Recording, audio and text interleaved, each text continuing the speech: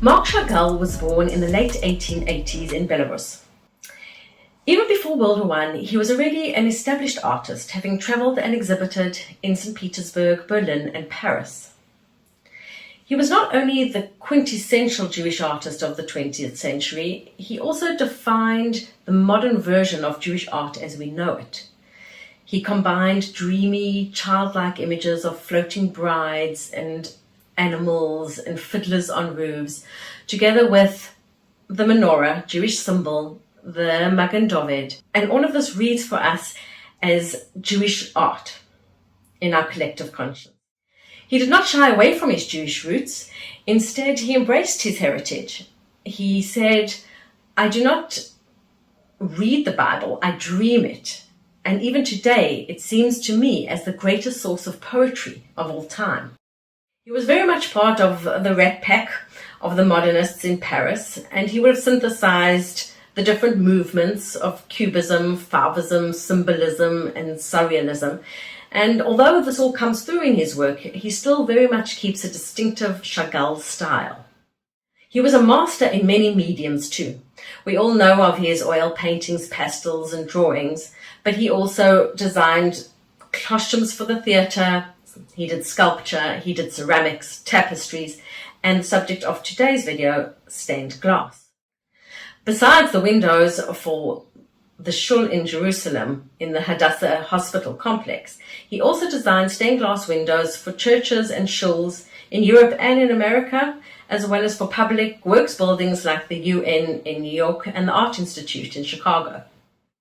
Around 1960, Chagall was asked to design 12 arched stained glass windows to correspond to the 12 tribes of Israel. These were to be placed in the then being constructed Hadassa Hospital Complex in Kerem. The tour guide will famously tell you that he said, "I've been waiting all my life to contribute to the Jewish people." To me, it sounds a bit contrived because he must have already been in conversation with the people at the Knesset where he proposed the beautiful, rich tapestries there. We know Chagall researched the project for 2 years, and he created the stained glass windows in his studio in Paris, together with his assistant, Charles Marc. There he formulated new techniques for the stained glass, whereby he could combine 3 or 4 colors in one piece of glass, which means he needed less lead divisions between each color. He really stretched the medium to its limits. He painted on the glass, he scratched on the glass, and we have a very unique effect from it. Chagall himself described them as translucent fire. The images jump out at you as if in 3D. When I visited myself, I had to check the surface of the glass several times to make sure that it was not really constructed in 3D. I could have stayed there the whole day just to experience the abstract medium that Chagall uses, which is light. It moves from detail to detail and window to window and illuminates one thing after the other, highlighting the rich, deep colors of each window. As in all of Chagall's works, your eye moves between the detail of the small to the large and out again. And this is compounded because there are 12 which create the whole, then each window, and then each detail. Lots and lots of references to biblical passages. It's rich in detail, it's rich in symbolism, but the beauty and the color could really be enough.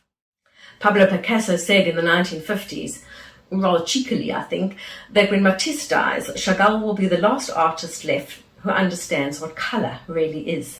The windows were exhibited in Paris and at the MoMA in New York before coming to the Abbell Synagogue in 1962.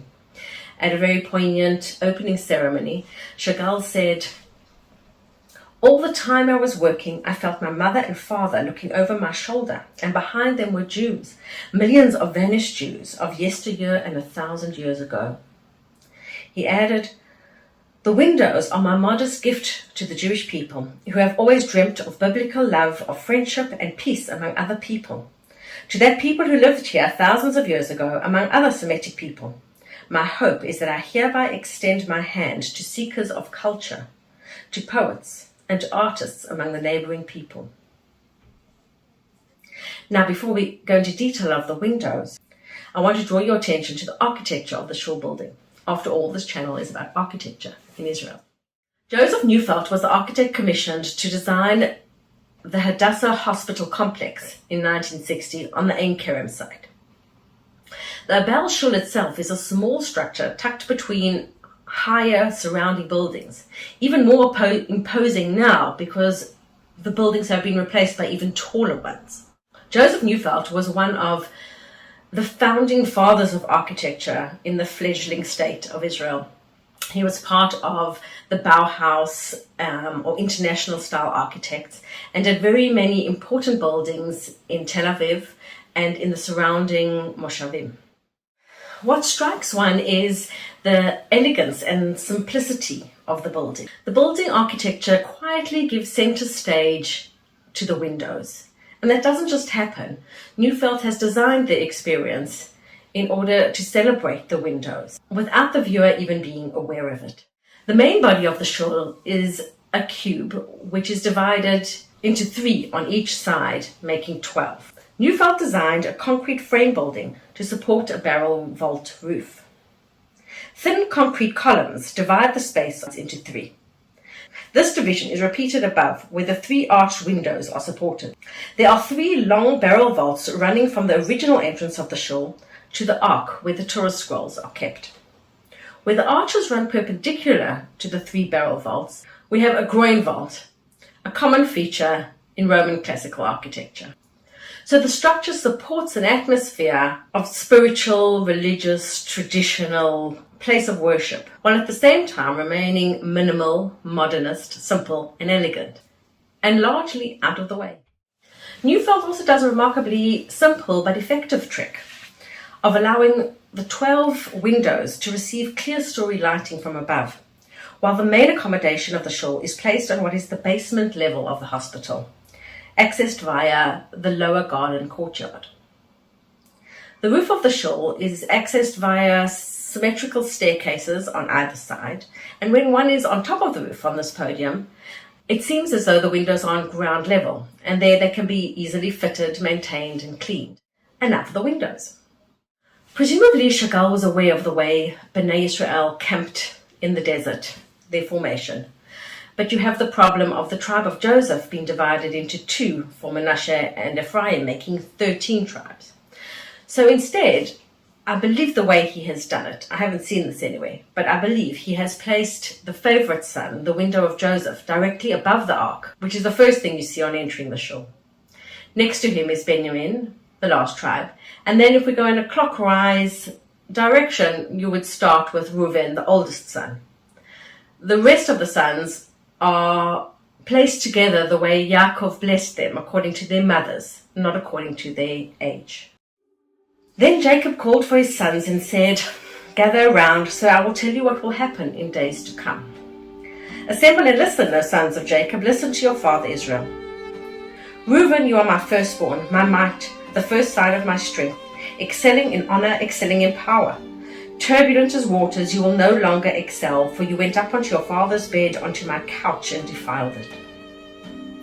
Simeon and Levi are brothers. Their swords are weapons of violence. Let me not enter into their council, let me not join their assembly, for they have killed men in their anger, and hamstrung oxen as they pleased. Cursed be their anger, so fierce, and their fury, so cruel. I will scatter them in Jacob, and disperse them in Israel. Yehuda, your brothers will praise you, your hand will be on the neck of your enemies, your father's sons will bow down to you. You are a lion's cub, O Yehuda. Return from the prey, my son. Like a lion he crouches and lies down, like a lioness who dares rouse him. The scepter will not part from Yehuda, nor the ruler's staff from between his feet, until he comes to whom it belongs, and the obedience of nations will be his. He will tether his donkey to a vine, his colt to the choicest branch. He will wash his garments in wine, his robes with the blood of grapes. His eyes will be darker than wine, his teeth whiter than milk.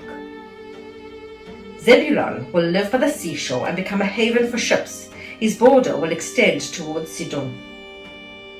Issachar is a raw-boned donkey lying down between 2 saddlebags. When he sees how good is his resting place and how pleasant is his land, He will bend his shoulder to the burden and submit to forced labor. Dan will provide justice for his people as one of the tribes of Israel. Dan will be a serpent by the roadside, a viper along the path that bites the horse's heels so that the rider tumbles backward. I look for your deliverance, O Lord. Gad will be attacked by a band of raiders, but he will attack them at their heels. Asher's food will be rich. He will provide delicacies fit for a king. Naphtali is a doe set free that bears beautiful fawns. Joseph is a fruitful vine near a spring whose branches climb over a wall. With bitterness archers attacked him, they shot at him with hostility. But his bow remained steady, his arms stayed strong and limber because of the hand of the mighty one of Jacob, because of the shepherd, the rock of Israel. Because of your father's God who helps you, because of the Almighty who blesses you, with blessings of the heavens above, blessings of the deep that lie below, blessings of the breast and womb. Your father's blessings are greater than the blessings of the ancient mountains, than the bounty of the age-old hills. Let all these rest on the head of Joseph, on the brow of the prince among his brothers. Benjamin is a ravenous wolf. In the morning he will devour his prey, in the evening he divides the plunder. All these are the 12 tribes of Israel, and this is what their father said to them when he blessed them, giving each the blessing appropriate to him. Again, if you like my video and you like the content, please subscribe to my channel, comment, like on YouTube, and help me to grow my subscriber base. And let me know what you'd like me to cover next in architecture in Israel. Explored, explained, enjoyed.